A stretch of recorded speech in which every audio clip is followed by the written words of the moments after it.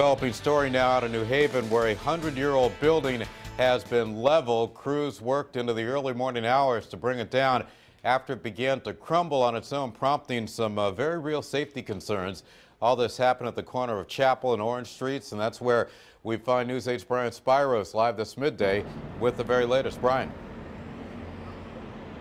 Well, hey, Keith, yeah, all that's left of this building you can see behind me is a great deal of debris. The building actually started falling apart yesterday afternoon, but the real concern was its proximity to the nearby sidewalk and bus stops. This is a very busy area, a lot of people, and due to safety concerns, officials thought it would be best to bring this building down.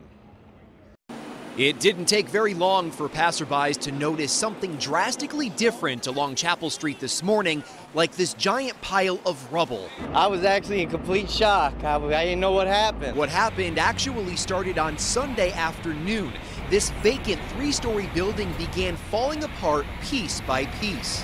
I guess the roof, part of the roof had caved in. There were some bricks that fell on the pavement. It was Sunday, so luckily no one got hurt. Anthony Nesto was on the scene for hours as many watched the building crumble. His company would eventually have the task of taking it down. They wanted to make it safe to begin with, and then it started falling on its own.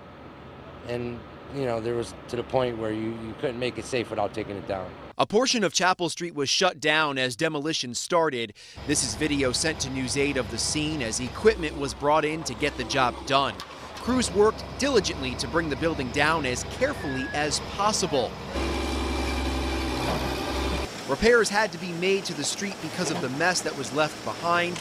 The property has now become an attraction to those who usually walk by it every day, and some people are happy to see the building gone. So many of these buildings around here in New Haven where crime happens, people are sleeping in them. I mean, it's just cesspools, basically, these abandoned buildings.